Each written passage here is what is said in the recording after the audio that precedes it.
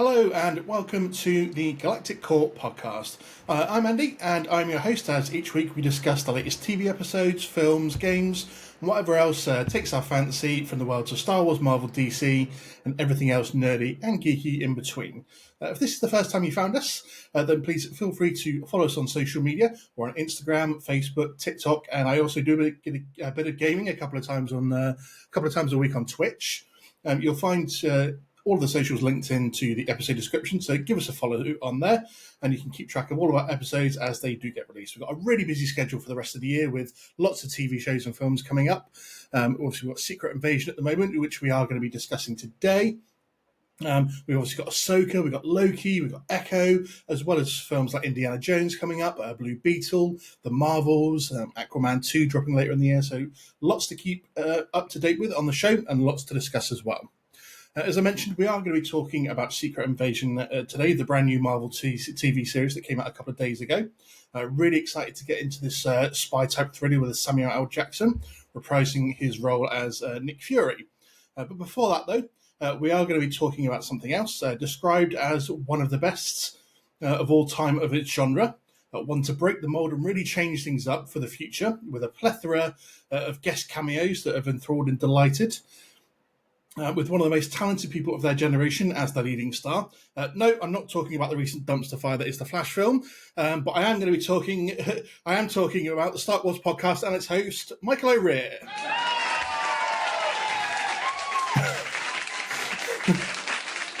That was so. I'm thrilled. That was a lovely intro, and you totally blindsided me. I was trying to think of something because you're actually my first guest that I've had back on for a second time on the show. And so I've already done a really nice intro for you before, so I had to think of something a bit different. And I thought lining it up as a bit of a Flash decoy was a good one. And you've changed. Wow, I'm gonna have to come in here and burst his bubble because I got things to say about Flash. And yeah, you've changed since last time we saw you, because the last intro I gave you was all about the mustache, and now you've got the full beard going on. Going full beard. Yep, I'm on the beard side with you now. Well, what a change a couple of months can make, to be fair. Yeah. So, I'm super excited to be here. Thank you for having me. No, it's like I say, always a pleasure to have you on. I'm a big fan of your show, as you very well know, and I like jumping on and listening to it, and joining you when you do your little Instagram lives, as you did sort of early in the week when I was lying in bed and couldn't get myself to sleep. But how's things with you? How's your show going at the moment? It's pretty good. Obviously, started back up with Secret Invasion. It's been a minute since we talked some like Marvel TV, so really excited to dive back into that. And we got things cooking. We're cooking up. We got some things coming down the pipeline that I'm not going to talk about just yet. But we're always trying to do some fun projects. And hold on to your pants. You'll see. Because you've jumped onto doing something else slightly different as well, haven't you? In terms of you're doing a bit of an anime podcast, is that correct? That's true. I think, yeah.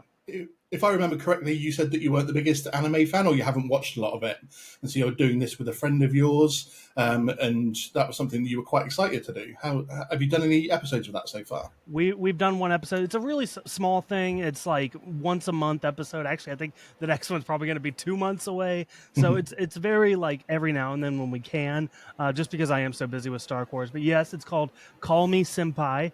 And it's my buddy Luke, who I've known for over a decade now, who have been trying to get me into anime for the longest time. And he realized the best way to do it now is to ask me to podcast about it. So yes, that is the route that I'm being introduced to anime. Nice. Well, I hope that goes well for you, bud. I'm the same as you. I'm not a big anime type person. I haven't watched a lot of it, to be fair. So maybe that's something I'll look into it more. But unless it's, to be fair, in the form of our popular culture of Star Wars, Marvel, anything like that.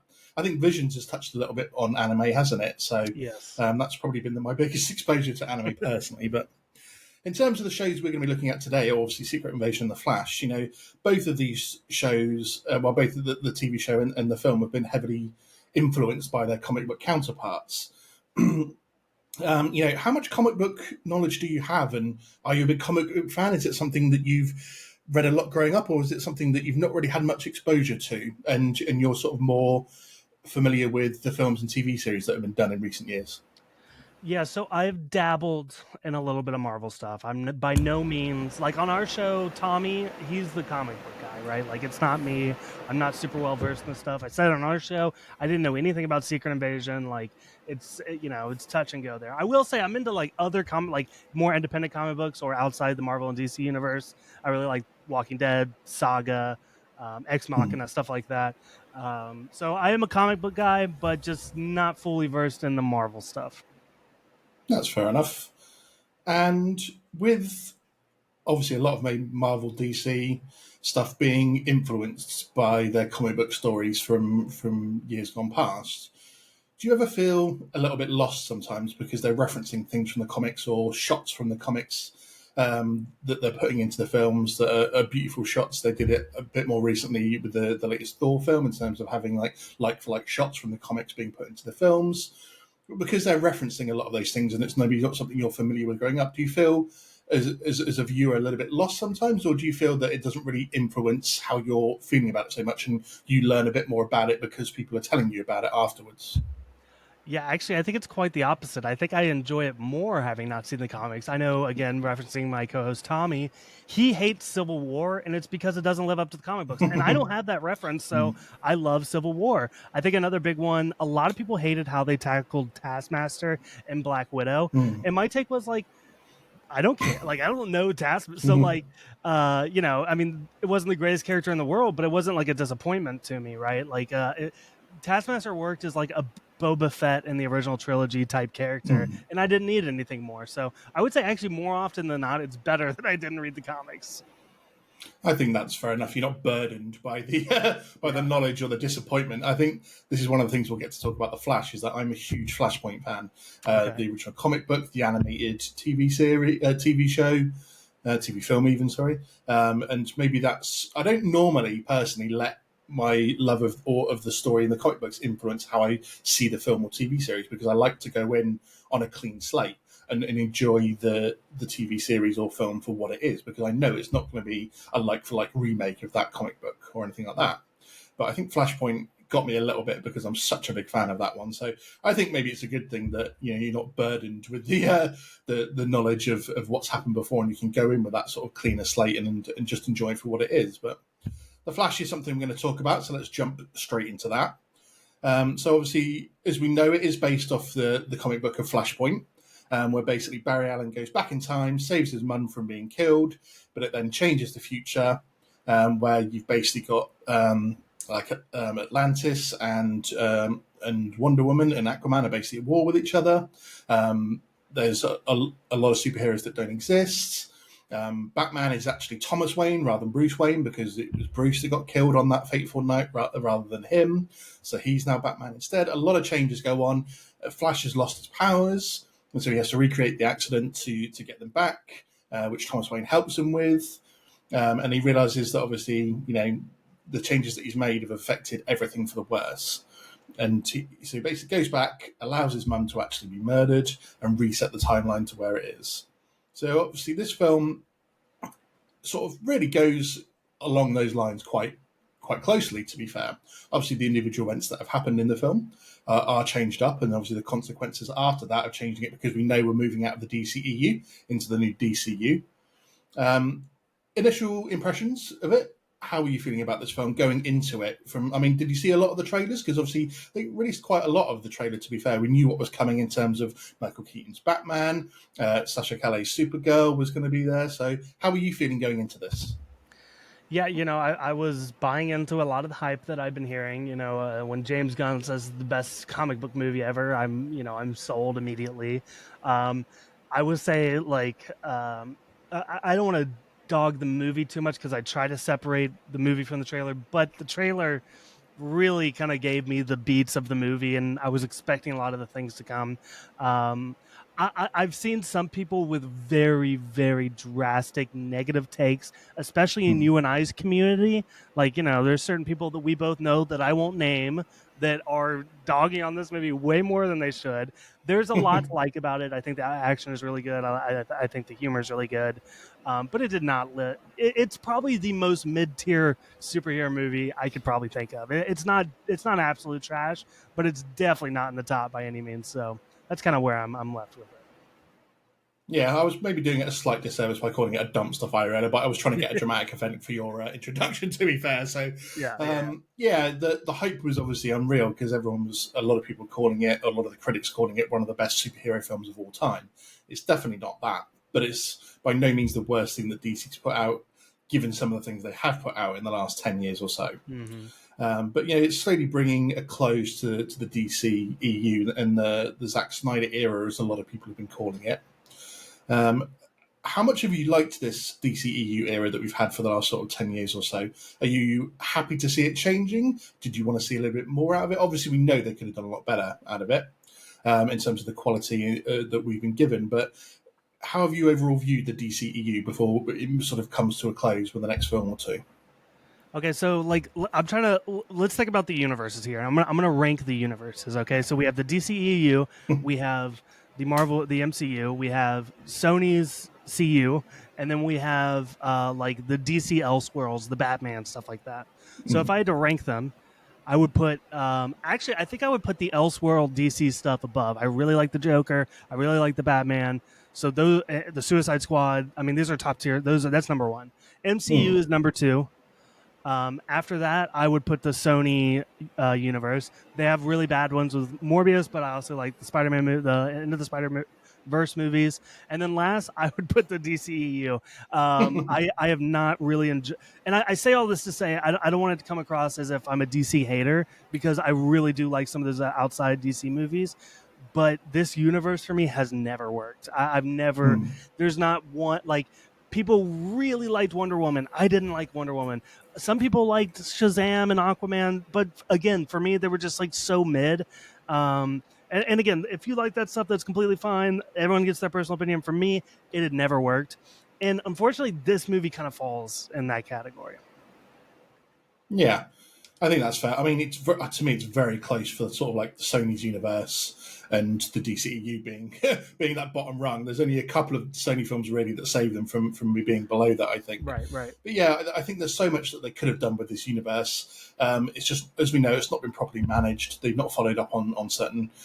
I'm not going to say promises they made, but the potential that they had, as we know how well of these characters are. I mean, we should always have got a second Man of Steel film, and the order that they've done it in was just so wrong and so confusing for a lot of fans. It's just anger too many. And then on the opposite side of that, the Snyderverse fans that have been almost to the toxic level of Star Wars fans. I've Yeah, mentioned it a few times on my podcast about in the toxic fandom, who's worse, the Snyderverse fans or Star Wars fans? I think they're pretty close. yeah. But so it's always been a rub mix. But bringing it to a close, I think this film sort of slightly resetting that universe because obviously we've still got, I think, the Aquaman film that's going to fit into the DCEU. And Blue Beetle, I'm not 100% sure where that stands in terms of is it like the start of the DCU or is it just the end of the DCEU? Who knows? Maybe I get think some it was clarification about the intended. future. But I think it was intended to be in Zack Snyder's universe, but James Gunn has said Blue Beetle's coming into his universe. So my guess is it's so disconnected that he's able to justify that. fair enough. I mean, it's one of those films that has no connection to anything else just yet, so they can just carry it through, perhaps. So, Mhm.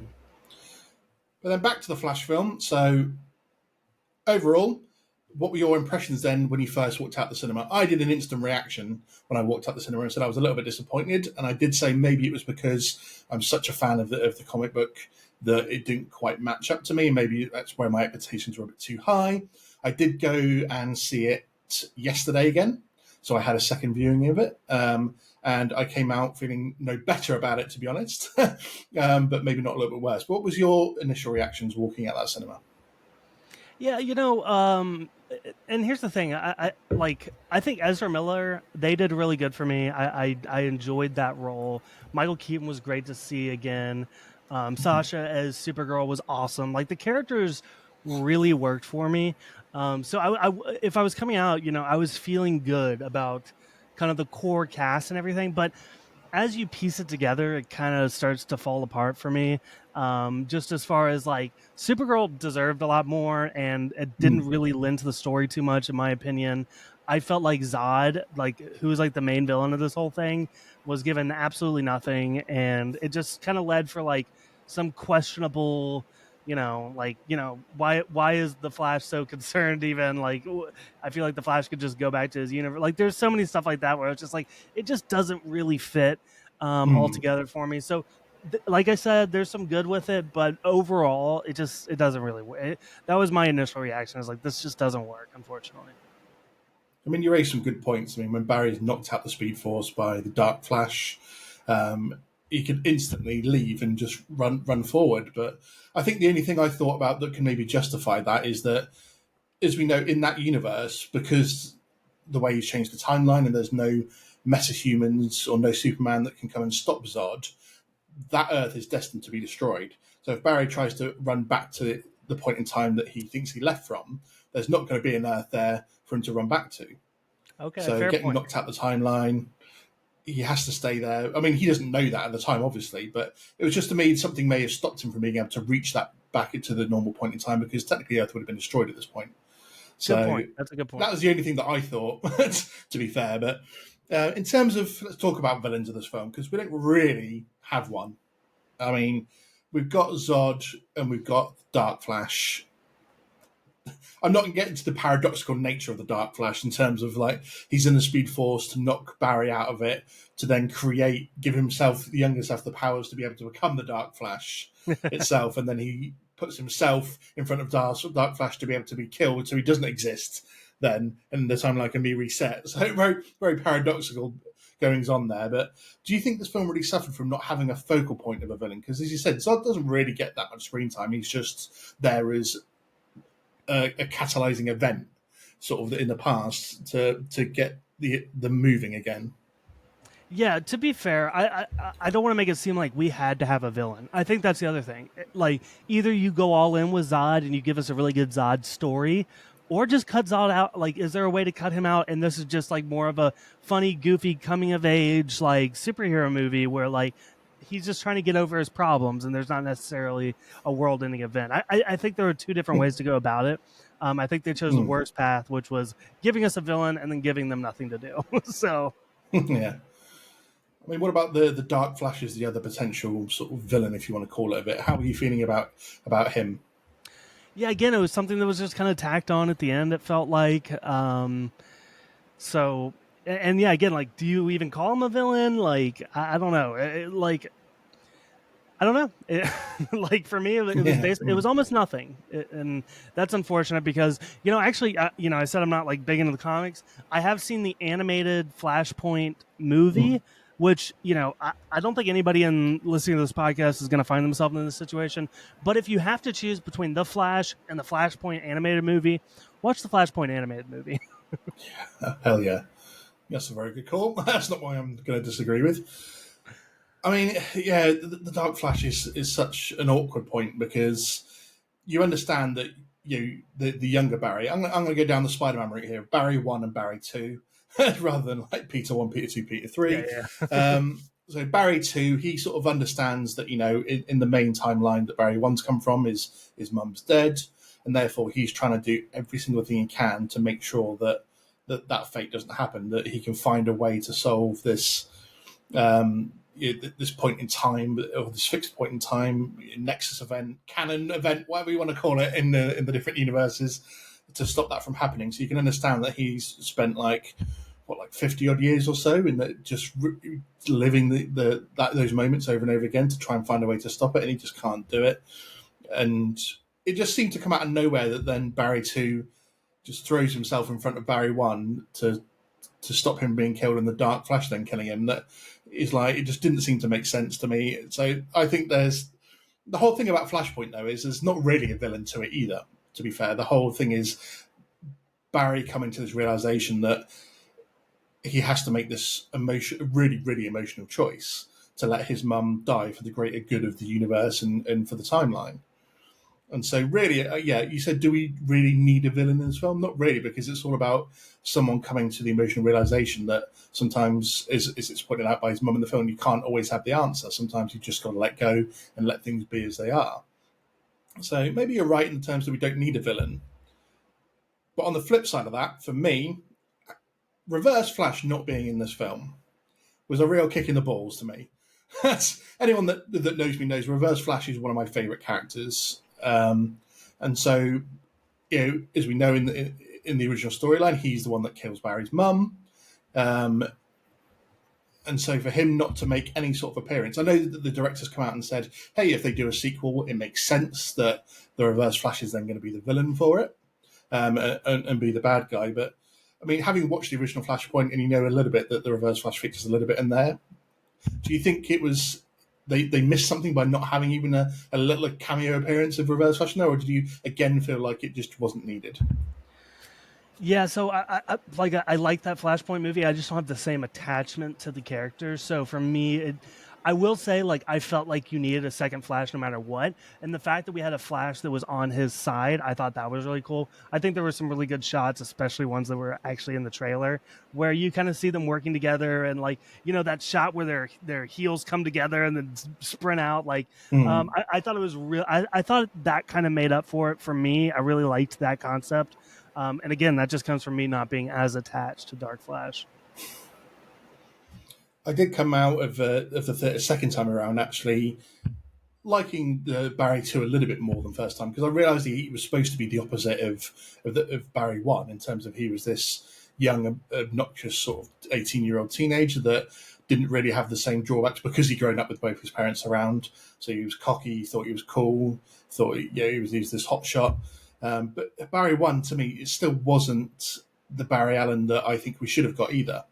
This was, the start of the film, we've got this amazing sort of sequence where he's obviously at the hospital and he's trying to save people and the babies that are flying out the window. Apart from the whole ridiculous thing of the fact that he was incredibly focused on trying to get something to eat to boost his calorie, like the Barry Allen that I sort of know from the comics didn't really care, or they didn't focus on writing into the story that his calories were running low and he needed the energy. But this was a very glib Barry Allen, a very dismissive one of his role as a superhero almost, because he's like, oh, you guys call me when I'm like the backup, and he's like saying to Alfred, he's like, yeah, fine, I'll go and save people. I don't know how much you know about Barry Allen or anything, because you say you maybe don't have the attachment that maybe I do to that particular character, but did you feel that this was a portrayal of the character that was a good portrayal, or I found it a little bit annoying, to be fair? How do you feel about Barry Allen and the way that he's been portrayed in this film? Well, I had heard about the calorie thing before coming into the like somebody had mentioned that was part of there was some comic that had referenced or there was some precedent for that. My thing was like it's never been a thing before when we see the Flash, so the fact that it just kind of randomly came up was just it was kind of like why, but yeah, this baby thing, man, like I'm so torn on it because like the CGI babies were so bad, but also there were some really funny moments in it. Like putting the baby in the microwave was funny. When he's going to save the one baby, but really he's going for the vending machine. Like that's pretty. Like there were some good goofs there, but and I guess I gotta respect them for just going all out with it. Like they just made one of the weirdest superhero sequences I've probably ever seen. So I'll give them some respect for that. I liked the little bit once he saved them all, and the nurse is like screaming her head off, and he's just like, "Seek some professional help. The Justice League aren't good at dealing with mental health issues yet." I thought that was a nice touch, and given we won't really talk about it, but given Ezra Miller's real life issues, it was exactly a little bit ironic and a funny moment, I think, to get in there. But well, it's been talked about a lot. The CGI of this film. We know that the directors come out and said that those sequences, especially later on in like the Chronosphere, the Speed Force arena type sort of place, when it all looks like a late 2000s PlayStation game. How do you feel about the CGI overall in this film? Because there were some really good bits. There were some, as you said, that had been a bit goofy and weren't great. Did you like if it was this intentional style they went with for the film as well for those sequences?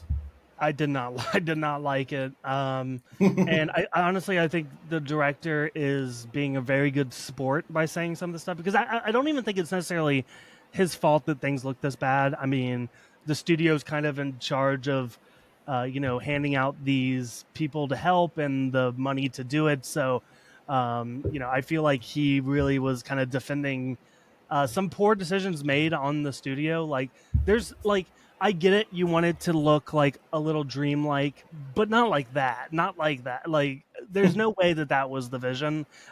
I refuse to buy into that, especially when you consider there were things outside of it, like I mentioned with the babies, that just is just so weird looking. It's an unfortunate situation. Um, but yeah, it's very bad.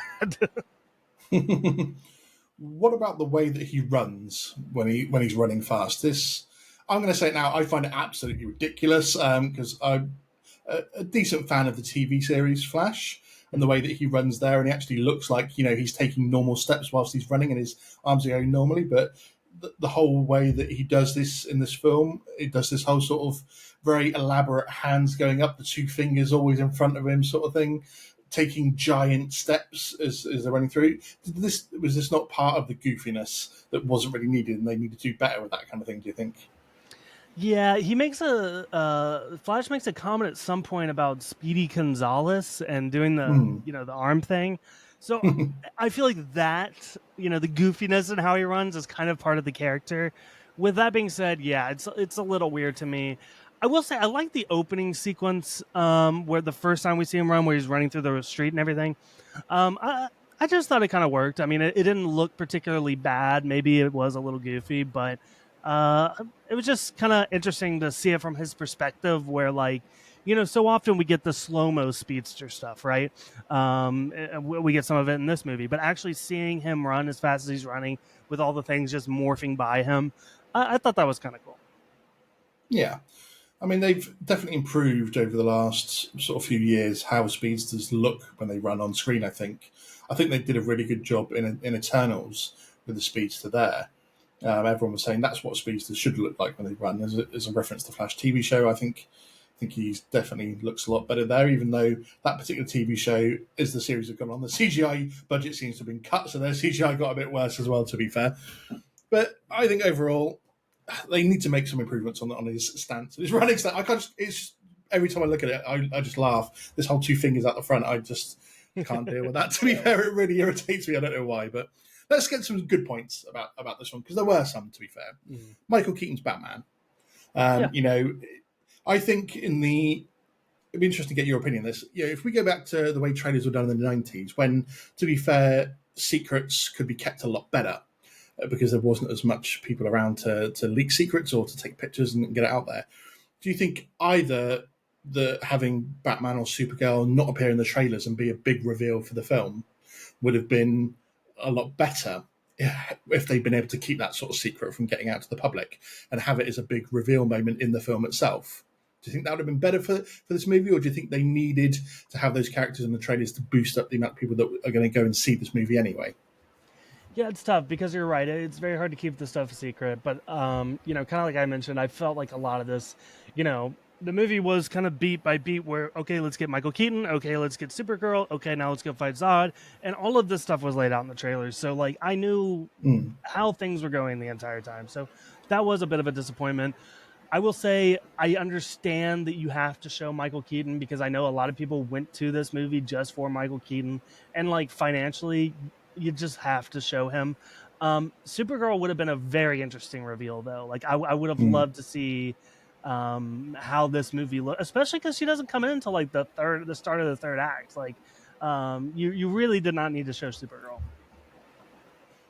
Yeah, I think it's a shame that they did that sort of reveal. To be fair, I think they could have played it off as potentially it being Henry Cavill's Superman, and then twist it up to be Supergirl. But how do you feel then about Batman's performance in this film, Michael Keaton's performance in the film? Because we know Michael Keaton's pretty good in just about everything that he does. To be fair, he's obviously been great in the MCU. He was great as Birdman, so he's got his sort of superhero niche down, and obviously reprising his Batman role.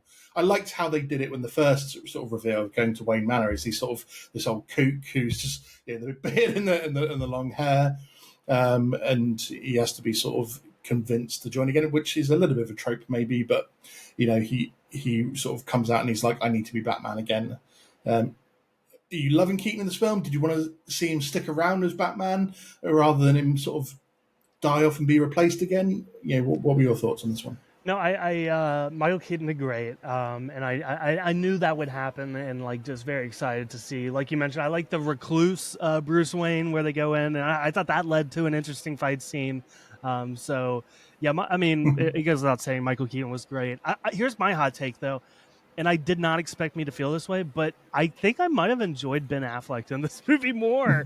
Um, I think the fight scenes, especially with him in the beginning on the highway, and then some of the more emotional conversations he has with the Flash, um, like Ben Affleck worked for me in this maybe more than he ever has. So I just want to put that out there. It's kind of an underrated talking point here, but I was really excited to see Ben Affleck. So.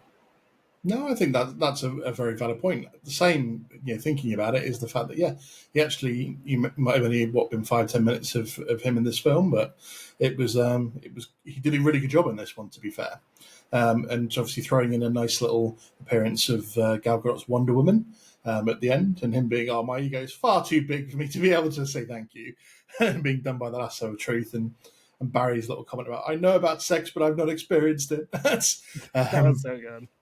it was quite amusing. He's like, "Yep, no way to recover from that, really." Especially when he seems to have that little crush on Wonder Woman. Yeah, exactly. But we don't know if obviously Gal Gadot's Wonder Woman's coming back. So if that's the last we see of her, it was a nice little happy cameo in there for her, and off she flies to wherever she be. But then obviously, as you mentioned, Supergirl, Sasha Calle in this film. She didn't have an awful lot of screen time, but I thought she did a really good job of what she did do. Yep, she's mostly fighting, to be fair. We don't see a lot of her personality as Supergirl, maybe. And I know that it's come out that she's potentially in talks to carry on playing Supergirl in the new DCU. What were you thinking about Supergirl in this film?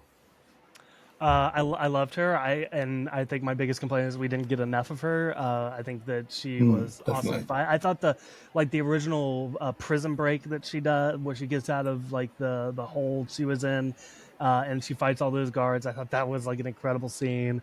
I think she's very cool. She's also like, I think every straight male nerd on the internet has like completely fallen in love with her, including myself. So yeah, they got to bring her back. Yeah, I definitely want to see a bit more of her. She did a really good job. To be fair, I don't think there's any other way of saying about it. As we said, we didn't get to see a lot of her outside of fighting in this film. I definitely think I definitely would have wanted to see more of her in this, but I think in line with her purpose in the film, it was okay in terms of the amount of screen time she had. Like you said, she didn't come into the third act, and really she was just there to be a Superman replacement. But moving forward, I really do hope that they bring her back and we get to see her in more projects. But in terms then of other people that we get to the film, a lot of cameos in this film.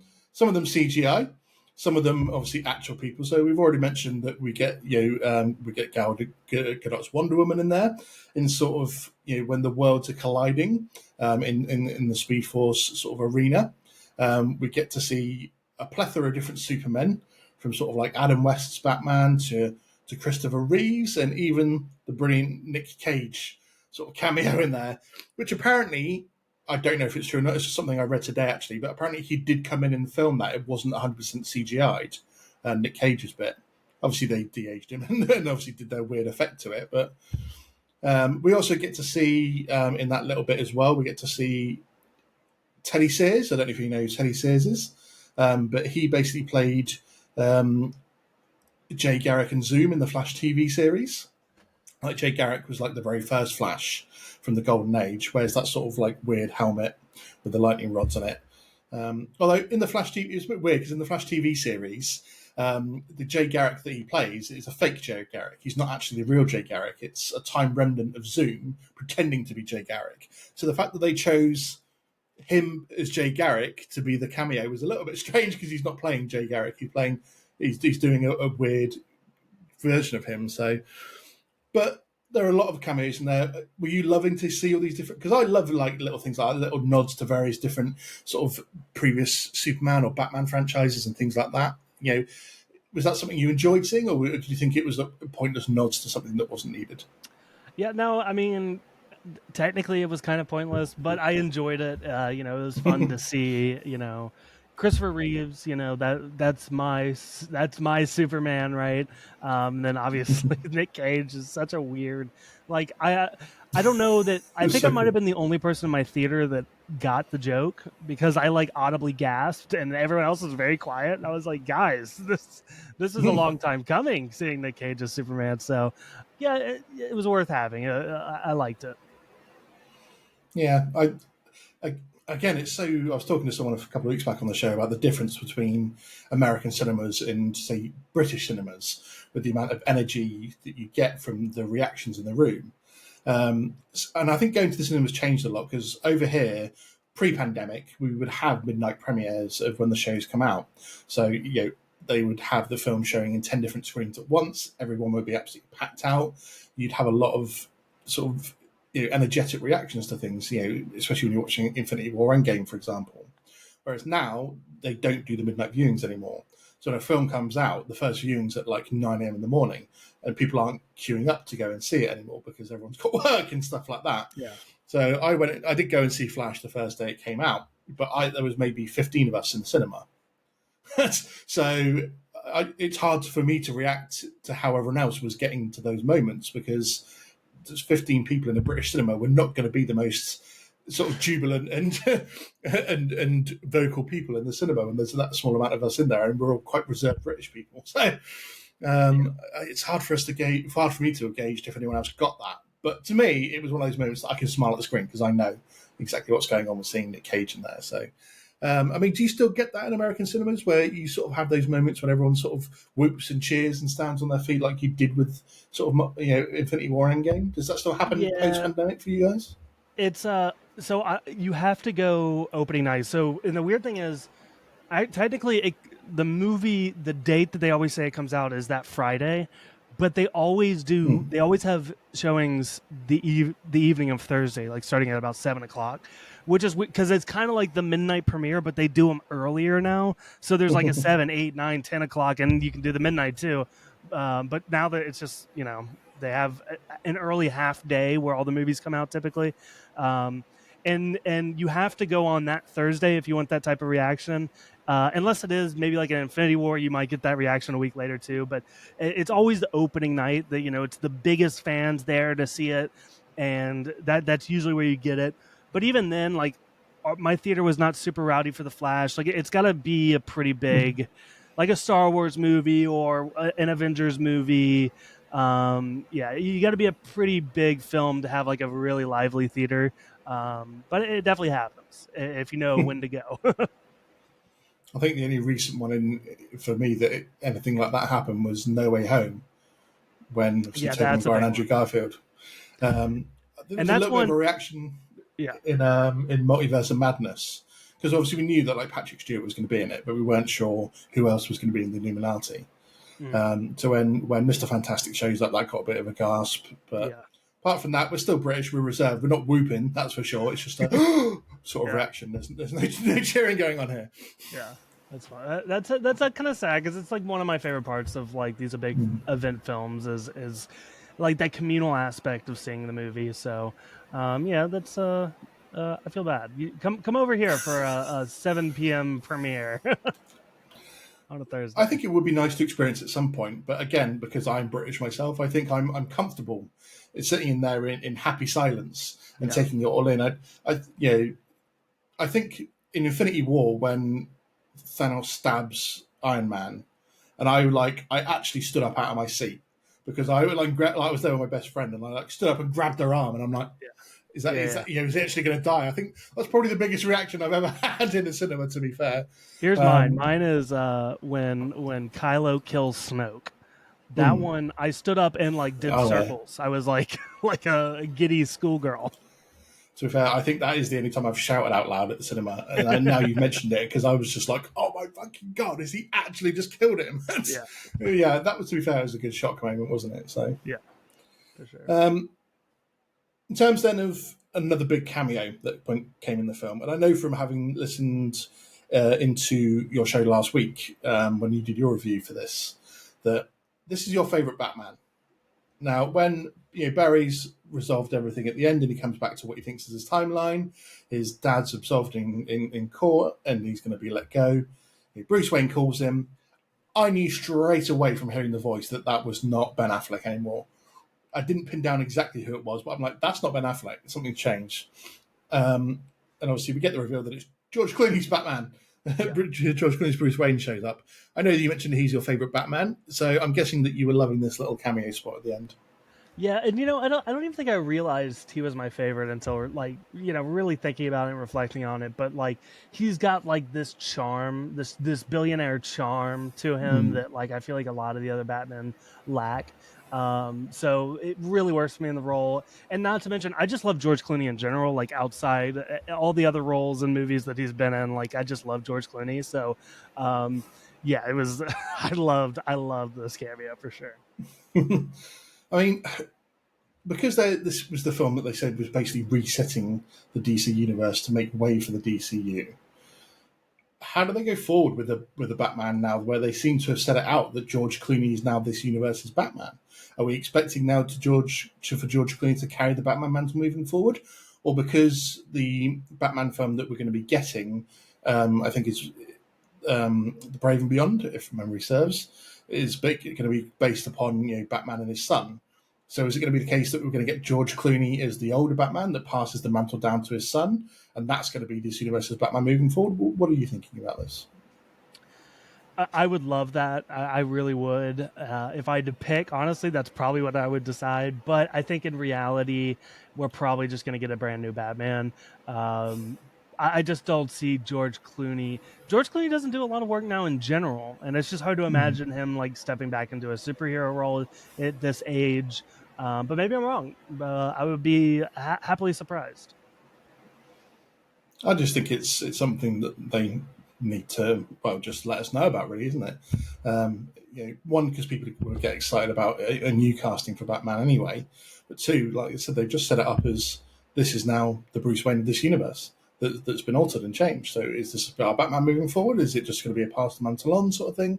It'd be weird if they just completely eliminated him and had a brand new Bruce Wayne without saying anything. So I hope they do address it sort of in the future. Well, I think that's the big question: is this the new universe, or are they still starting over after this? I think that's the bigger question right now for me. Yeah, because I know that they have said that this film will reset it, but are they just having it come to a close with a few changes and then, as you said, just have a fresh start? Or is this a continuation because of the multiverse, so to speak? So, I mean, how much have you watched any of the Flash TV series at all with Grant Gustin playing the Flash? I have not, not a lick. My wife likes it actually, but I've not watched it. I was only asking because obviously there are a lot of people that are calling for Ezra Miller to be obviously replaced as the Flash and saying Grant Gustin's done a really good job and let's just bring someone in who already knows the role. He played a pretty good Barry Allen and can really carry it on for the movies where it's needed. It's not like he's going to be having the same schedule as a TV show to carry on playing this character. So I don't think it would be a bad choice, to be fair. As I said, I wasn't too keen on Ezra Miller's portrayal of this particular Barry Allen, so I wouldn't be upset if they recast him. What about you? Where do you stand on recasting Ezra Miller as the Flash? Do you care if they use him for a sequel, or do you think it's time to wipe that slate clean if they're going to do it in the universe and have someone else do it? And that's my other thought when it comes to like, is this the future? Like, I don't think they're going to move forward Ezra Miller. Nor do I. Hmm. Ezra Miller is fine. I probably might actually like Ezra Miller in the role more than most. I always thought it kind of fits for me personally. With that being said, there's too much baggage here, so I think it's time for a recast. And then the last point I was going to touch on is the whole sort of premise of this story was Barry going back in time, saving his mum, and then coming to this realization that he has to let her go and let her die in order for things to be fixed. I think these were the scenes that hit the hardest and were the best in the whole film. Was the betrayal of young Ezra, young Barry with his mum, and then the scenes when he sort of finally gets to meet them when they're alive again and they're together, and then the touching scene at the supermarket in the end where he basically gets to talk to her and effectively say goodbye before disappearing again. That was to me the heart and soul of this film, was that particular story. Everything else is needed because it's part of the Flashpoint story, but for me this was what the heart of this film was, and was to me the best acting in it as well. How were you feeling about this bit of the storyline? Yeah, no, I totally agree. This was one of the stronger points of the movie for me. I did feel like an investment and an understanding it, like what Barry was going through with some of the stuff, and the true emotional core of the movie. I will say I would have appreciated them showing who killed Barry's mom. Like I feel like that's another thing that just like kind of gets left dangling out there that like they could have addressed, but it is what it is. Yeah, again, I will pick at that bone because I wanted to see the Reverse Flash. I don't think you can really have a Flashpoint story without including that sort of bit in there. So it was annoying that they didn't include it. But the directors came out and given us reasons for it. He said that he didn't feel it was needed, that it was more focusing on the whole point that we just mentioned of him being able to focus on the fact that you can't have a solution to every problem. He's got to let go of certain things and move on. So I almost forgot, to be fair, the post-credit scene in the film. Very much a throwaway scene. I was expecting some big surprise, big reveal for this post-credit scene because I talked to a few people that got to go to early screenings and they said that the post-credit scene was kept out of it. They didn't show it. Apparently, they didn't even show the George Clooney reveal at the end either, to keep these things secret. So you're expecting this. You've heard this. There was no post-credit scene in the previews, so there's going to be a big reveal about maybe something that's going to be happening in the future of the DCU. And then we get the throwaway scene of just basically Aquaman being drunk and falling asleep in a puddle. I thought the only point to having this particular scene was the fact that they've had quite a few little cameo appearances with Barry and Aquaman together. Like they had it at the end of the Peacemaker series. They had good interactions in the Justice League film. So maybe it was just a throwaway scene, but it was a little payoff for those two characters because they've had this sort of good bouncing off each other throughout the DC films. Was it worth it? Is it a post credit scene, or do you think it was just there for that light ending to a film? Yeah, I mean, at this point, I feel like I just don't hold a lot of stake in the post-credit scene because at this point, more often than not, they're a dumb joke. So coming into it, my expectations were very low, and they always are now when I go into post-credit scenes. So it kind of delivered exactly what I expected, which was a bunch of nothing. So Is it because Marvel hyped up post credit scenes so much in terms of going from phase one to phase end of phase three, the Infinity Saga, that a lot of the post credit scenes were little things that were leading it to upcoming events and actually did mean something. And then, to be honest, since then they haven't really done much in post credit scenes, have they? They haven't really led. I think because of the pandemic and the way that they've had to film a lot of things, they haven't really been able to have post credit scenes that link it up to the upcoming projects. So do you think it was because we got spoilt so much with Marvel's post credit scenes that's had to change through the pandemic? That's the reason why we don't really put too much stock in post credit scenes now. We'll think they're going to be too important. yeah, definitely. I feel like, did I dream this or Spider-Man 1? I believe it. I can't tell if this. Tell me if I'm right. First post-credit scene for a Marvel movie that ever happened was in Spider-Man 1, and it was a music video, right? Am I remembering this correctly? Tobey Maguire Spider Man you're referring to? Do what? Sorry. Which Spider Man film? Sorry, The very first with Tobey Maguire.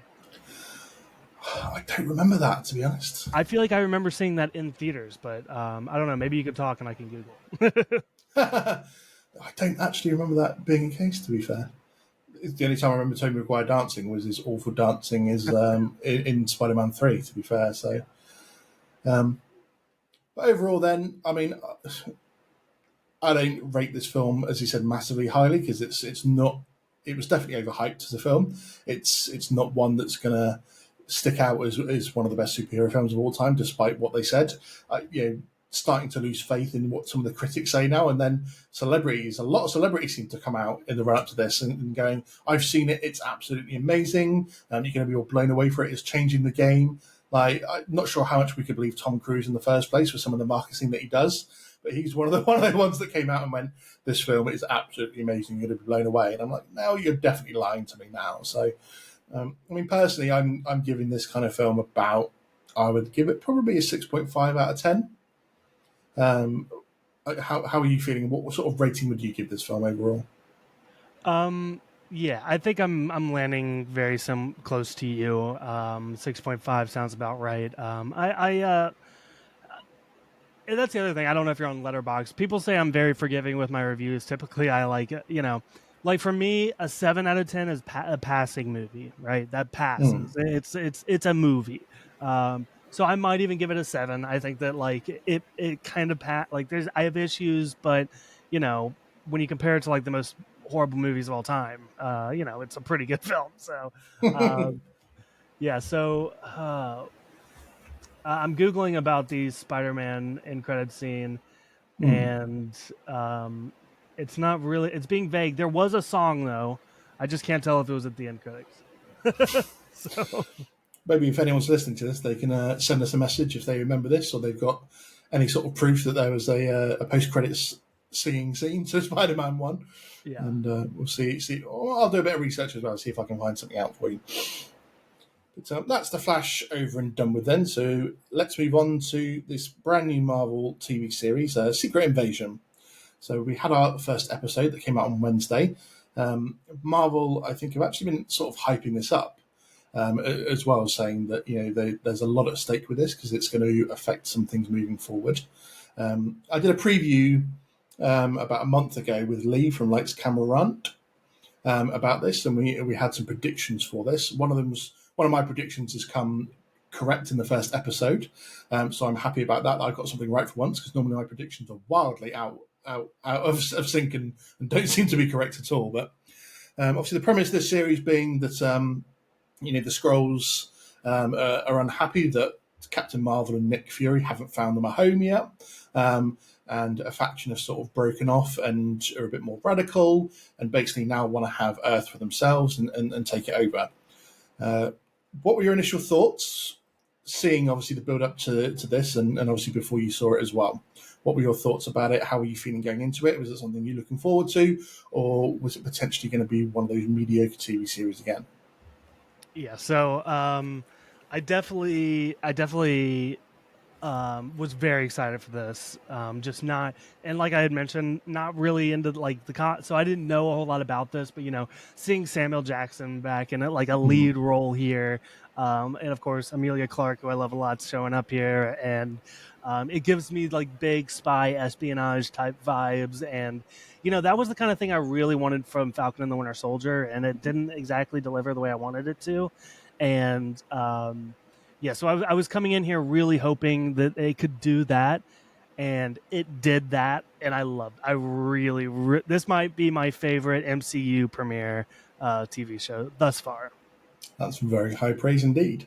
We were Yes. told we were going to be getting, it was going back to the sort of Winter Soldier type of vibe of spy espionage, building it up to be quite a big thing, and they've obviously been building up to the fact or telling us that there is someone big in the MCU that's been a scroll for quite a while.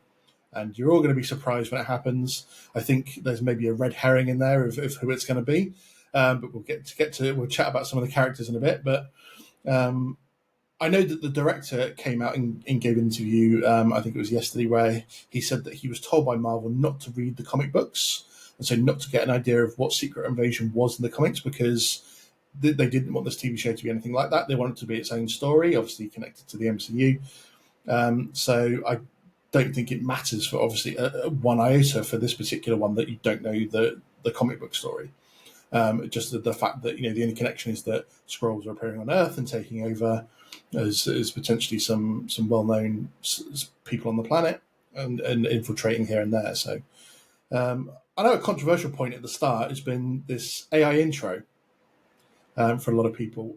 I must admit, I didn't find out until I think it was yesterday that it was an AI intro.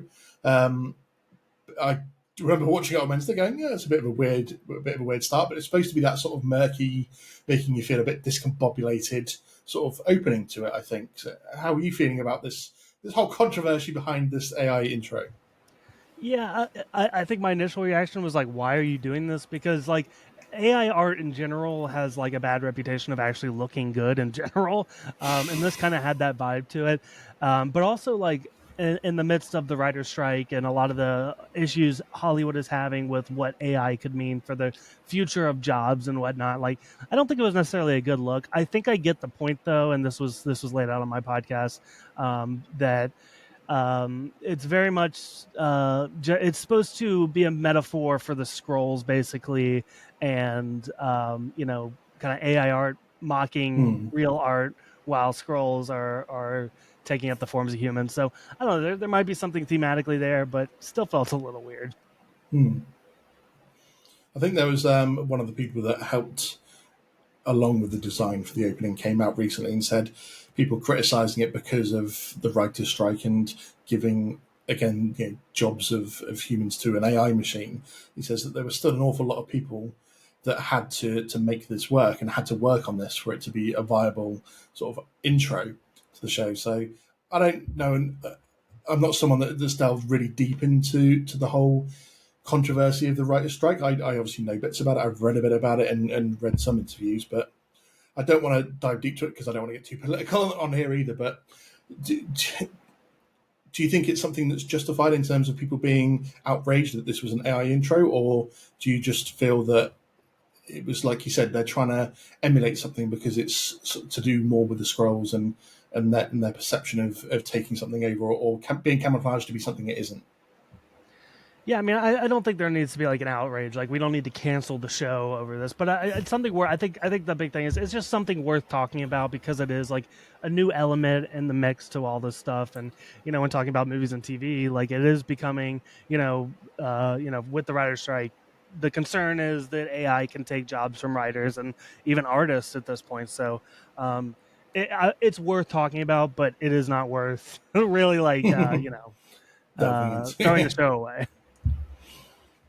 So let's talk about the episode itself then. So as we know, this is not the Nick Fury role. This isn't the in charge of Shield, always 3 steps ahead of everyone. Sort of Nick Fury. He's been up on the spaceship or space station for Saber since really the end of the blip.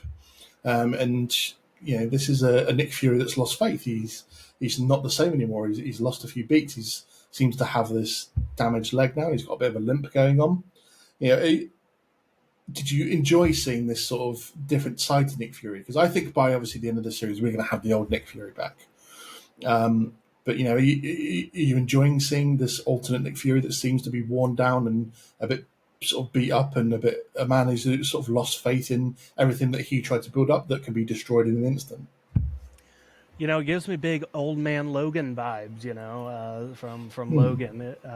This guy that we basically kind of grew up with to a certain extent, and kind of seeing him on like this is our guy, and he's not what he used to be, and I think there's a lot of interesting stuff to tackle with that thematically throughout the season and tackling his character. So, it's a different take on the character, which. I really appreciate them kind of mixing it up, and it works for me. So we start off the episode, seeing Everett Ross from Civil War and Black Panther films.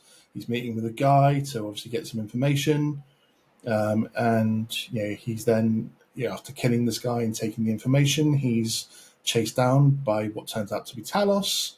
But it turns out that Everett Ross is a Skrull. And it seems like Maria Hill didn't really know either because she was in contact with him. So are we believing that Everett Ross has been a Skrull for some time? Are we dating as far back as the Black Panther films, or is this maybe something that's a recent development?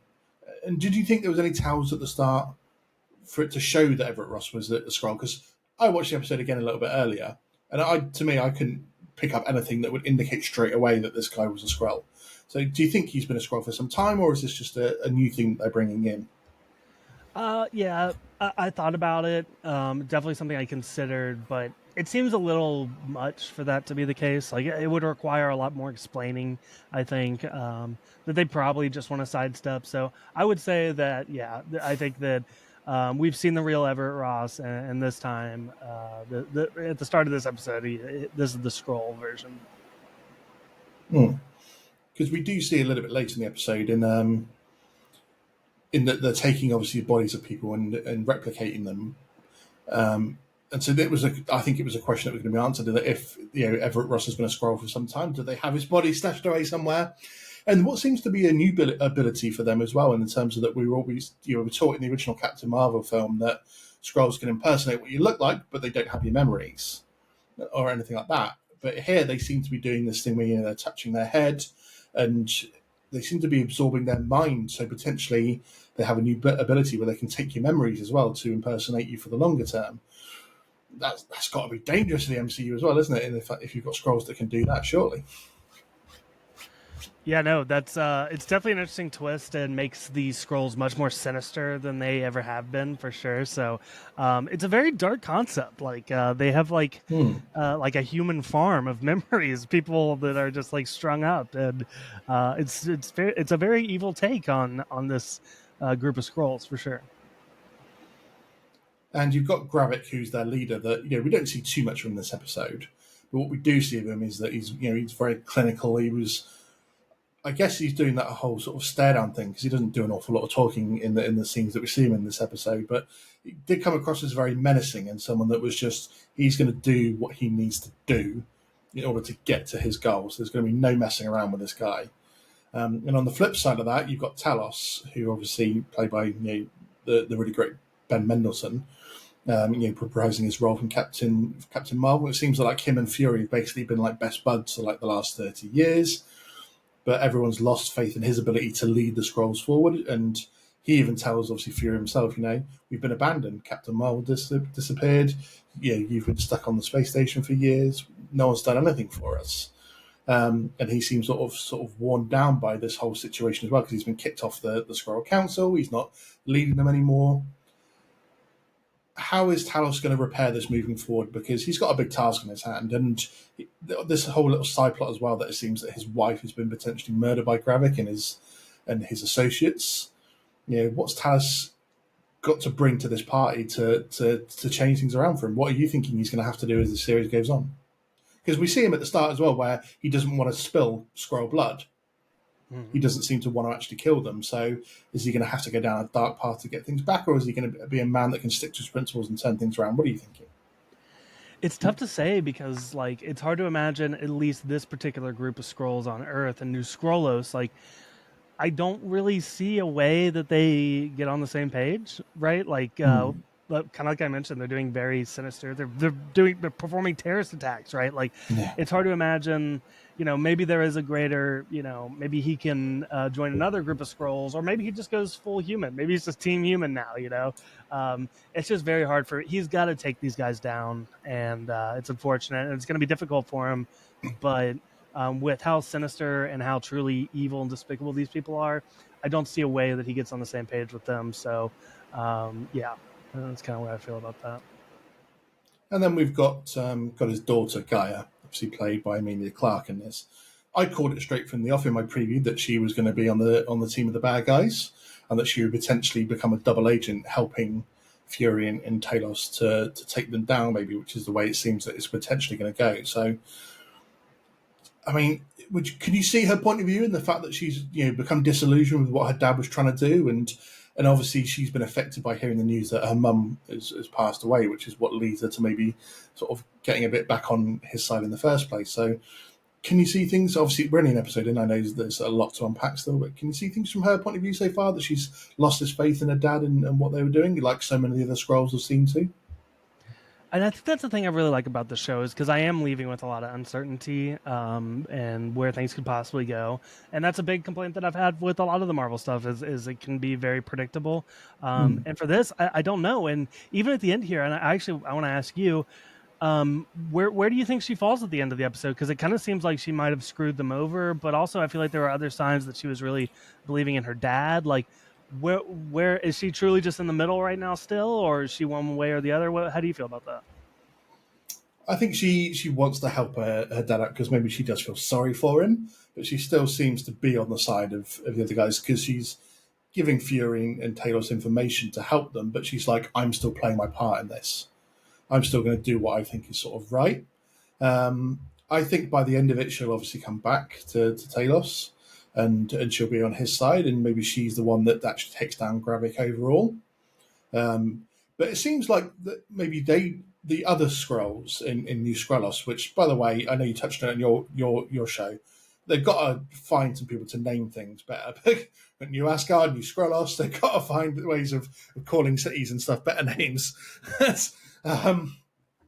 But it seems like maybe the other Skrulls outside of Gravik treat her with a bit of disrespect and a bit of loathing almost, because he was like, you come here, and just giving her blunt instructions and Mhm. maybe sort of not giving her as much respect because she's the daughter of Talos. So I don't know if you felt or saw the same thing that I did there, but felt like maybe the others don't trust her as much as maybe Gravik does. I'll be honest, it's not something I really picked up on until you just mentioned it. But yeah, I mean, I think you have a point there that um, even if she is still on this side, like she probably isn't got the warm and fuzzy about it, right? Like she's probably there might be some bitterness to her towards these people. Yeah, I think she's definitely going to be one of the more interesting characters as we get through this series to see how much she treads that line between trying to help her dad out to maybe because it's her dad after all, but at the same time staying with the bad guys and still doing the things that's needed to do on their side. So yeah, it's going to be that interesting balance, isn't it? So I just want to give a special mention to Olivia Colman in this episode. Obviously plays Sonia. I think she had a bit of fun with this character, but it seems. I mean, obviously, I've grown up watching her in various different comedy shows and stuff like that through, like, the late 90s, early 2000s and stuff. So to see her make it as sort of like a big, I'm going to say a big Hollywood star nowadays because she's quite well known. It's quite strange to see her in these situations, but she seemed like she had a lot of fun in this role. Is sort of part of the big spy community, and I'm hoping we're going to get to see a lot more of her through this series. How are you seeing her? Do you want to see more of her in the series, or? Yeah, it's interesting that you have like a long history with her because I was aware of her, but it wasn't until the film The Favorite came out just a couple years back that I really she popped on my radar, and she was great in that. So, yeah, very excited to again, she's still kind of new to me, but I've really loved her in The Favorite. I've loved her in this thus far, so it's going to be a lot of fun just seeing her chew up the scenery here on a Marvel show. Yeah, it's definitely, like I said, it's definitely weird. I think seeing someone that you've grown up with as maybe a more sort of comedy actress and stuff like that. She's done serious, obviously, bits as well. But if you ever get to watch a show called Peep Show, she plays quite a prominent role in that show, and she's quite an amusing character in there. So just one to watch out for should you want to watch anything else that she's in. But There you go. in terms then of like what they're going to be sort of pegging as a big sort of point throughout the series of who's a Skrull, who isn't a Skrull. To me, there's a big red herring in this, so I want to get your opinion on this. And it's one that everyone's going for, and to me, this is why it's a big red herring. That they've said there's obviously going to be a really big character in the MCU that's going to have been a Skrull for quite some time. Everyone's putting money on Rhodey. I think that's a big red herring because it's almost too obvious. In a way that this is the character because everyone's picked him and everyone's gone, oh, he seems a little bit off, or he's the one that, if he's working with the president, that if the president's a Skrull as well, especially with the scene that they had together where he's like, we can't get hold of Nick Fury and Maria Hill, and the president's like, you go out there and get them because, if they're Skrulls, they want to stop that from happening. So where you stand on Rhodey being a Skrull, do you think it's too obvious? Do you want to see someone else as the big reveal? Which part of the fence do you land on this? Oh, I think you've muted yourself, mate. Sorry, I can't hear you. Oh, sorry. That's right. I will say that I don't underestimate Marvel's ability to spoil their own show by being so obvious. I do consider that to be a possibility. With that being said, I do tend to agree that there has to be a bigger shoe to drop. I am also not ruling out the fact that Nick Fury is a Skrull. I think that would be.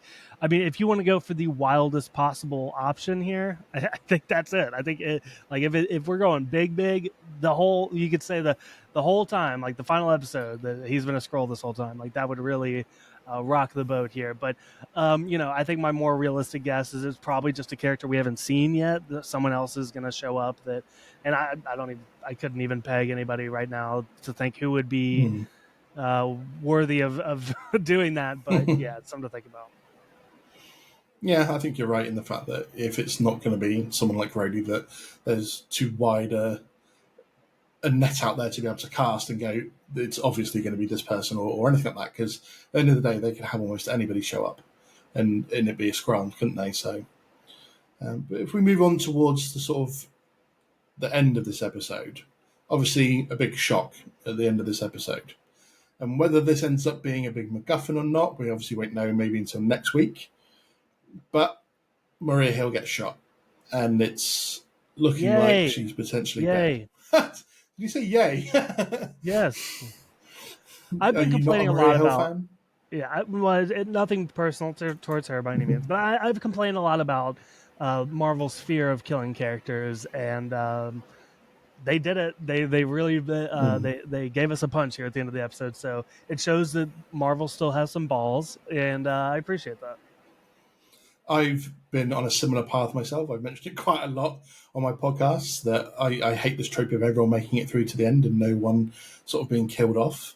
Um, so if they stay true to this and she is actually dead, then I think not only is that a good thing, but the fact that they kill off a fairly well loved and well known character, but do it in a way where they don't have a big heroic ending is something that's needed as well, because obviously they don't kill their heroes off very often, but when they do, it tends to be in some big heroic way, or they're being a martyr for their cause as a big sacrifice. So to have someone just killed off like that, sort of senselessly at the end, and it leads credence to the fact that at the end of the episode they didn't name her in the opening credits. They didn't name Kobe Smulders in the opening credits for the episode. They just name her as a guest at the end of the episode, which is signaling that she won't be back.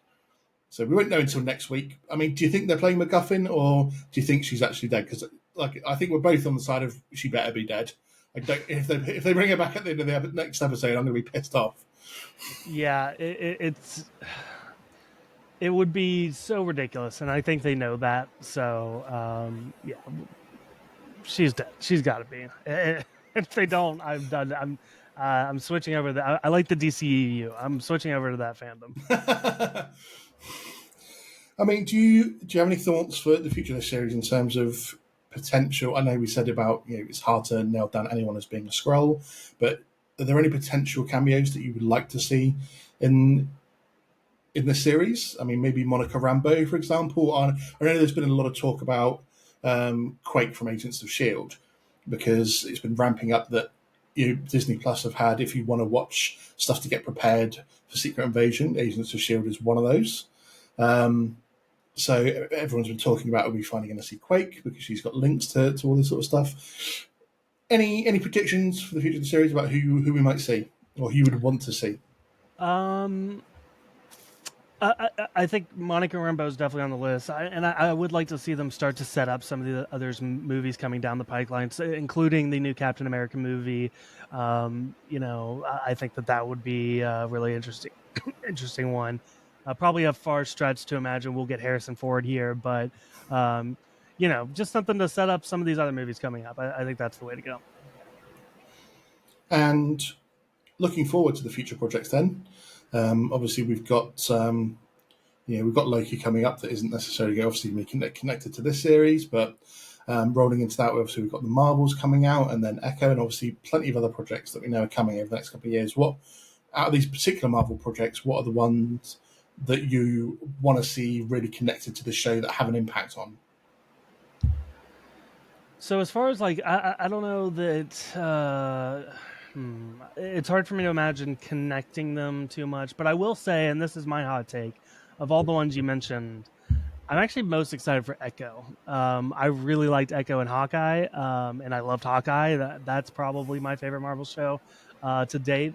So I think that's a really fun character, and we're getting the full season dropping at once. So that's going to be a lot of fun too. I'll probably stay up late and binge that. So yeah, no, that's there's a lot of good stuff coming, but I wanted to give some love to Echo for sure. And I've been asking this to other guests I've had on the show. So, where do you stand on this whole situation of dropping all the episodes at once, like they do with the Netflix series, as opposed to having a weekly episode drop? Because a lot of other podcasters, in particular, that I've talked to, seem to be a little bit annoyed that they're dropping it all at once, because now they're like, we've got to rush to watch it and then record our episodes and get it out there. Whereas having a weekly episode is easy to manage. As a fellow podcaster, what are your thoughts on that particular premise of dropping all the episodes at once? I've always been a week to week guy. I prefer it that way. Even not like, as you mentioned, as a podcaster, it's very annoying. But even as just a fan of television, like there's like this stress that I have to like rush through it so I'm not spoiled online. Like it's just like it gives me like a weird amount of anxiety trying to like catch up with something so quickly. And then also like at what point do I start posting spoilers? Like what's the rule there? At least with like a movie, I know that like okay, like a week is fair. If you're following me, that there might be some spoilers after a week. But for something like that, it's like, do you give it 2 weeks? I don't know. So yeah, I also just think it gives time. Even if I didn't have a podcast, it gives time for like theorizing and having conversations with friends and it's not even just a superhero thing; it's just a television thing. I like the week to week Hmm. format.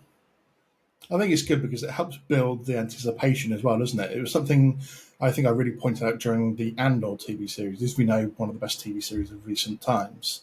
But the fact that, to me, the Andor series was a slow burner because it started off building their story up, and then once you get to like the prison episodes, and it's really got you on tenterhooks waiting for the next week's episode. And I'm not sure if the hype would have lasted, and that anticipation and talking about it with your friends and wanting to see it would have lasted if it was just dropped all at once, wouldn't it? So I'm with you. I want to see a weekly episode simply because I want to have time to process it as well. I know sometimes at the end of a really good episode, you just want to go, give me that next episode. I want to see it now. I'm going to be so, if we get any of this in this series, I'm going to be crying, going, I want to see next week's episode now. Come on, show me. But I think, do you think they'll do this with Daredevil? Because we know Daredevil's going to be a long series, 18 episodes. Do you think a series like that would benefit from being dropped all at once? Or do you think, because they said it's going to be like 30-minute episodes roughly, and they're just going to sort of, do you think it benefits something like Daredevil to do a drop all at once, or do you think it should be a weekly one? I will say so. The to kind of go back to the full drop. I will say I like that they're kind of experimenting with things, and I would like to see that trend continue.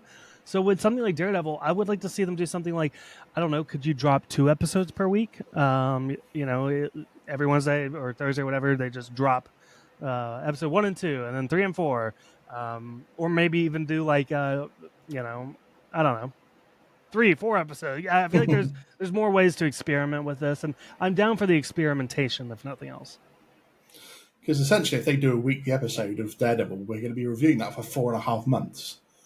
That's a lot, Yeah, isn't it, to be able to go on for? So, I mean, we've got a pretty busy schedule as podcasters for the rest of this year because I know that come August, September, October, we're going to be pretty busy because we've got the Ahsoka series. There's, 2 or 3 weeks where Loki crosses over at the same time as Ahsoka. I think there's 1 week where I've got a schedule where I've got an episode of Ahsoka, Loki, and Kraven the Hunter all scheduled in for the same week. So it's just like, I really hope that if they, we're not reviewing Daredevil for 4.5 months. I really don't want to have to go down that route, to be fair. Imagine how many guests we're going to have to ask on the show to be doing that week by week. That's going to be a nightmare. So we're really going to exhaust our resources on that one for sure. First episode of Secret Invasion. What score are you giving this one? Let's hit the score on this one. 9.5. Wow, high praise indeed. It's definitely a really good episode. I'm super excited to see where this particular series goes. I can't wait to see the Nick Fury of old come back and be kicking ass and be like, bitch, I'm Nick Fury, you can't keep me down. Yeah. Thank you so much, Michael, for coming on. I really, really appreciate it. My first guest coming back for a second visit. Much love to you. You know how much I love your podcast as well. Tell everyone at home once more where we can find you. All right. We are the Star Wars Podcast. You can find us on all the podcast apps, including YouTube. We're also on Twitch, anywhere, Apple, Spotify, all that stuff. So if you want to check us out, we do week-to-week recaps for a lot of the Star Wars and Marvel shows. But more importantly, I really like to say, if you don't check out the podcast, give us a follow on Instagram, because I really put a lot of work into the Instagram. I like to interact with people. I like to chat with different people. So hit us up on Instagram. I'd love to. I like building a relationship with, fostering a community. So, that's at Star Wars Pod on Instagram. You absolutely do, because you do Instagram lives when you do your actual podcast week by week. You do that live across like Facebook, obviously Twitch and a few other places, and you've got your own Discord channel as well. So for those that are listening or watching the video, Michael really does love to foster that community. So get on there, give him a follow. Also, as I said, all of his details will be linked into the episode description, so you can go on there and give them a follow. Give us a follow as well if you've not already doing that. Like and review the episode, and obviously I'll be back next week with episode 2 of Secret Invasion. And until then, we will take care of ourselves, and you take care as well. See you guys.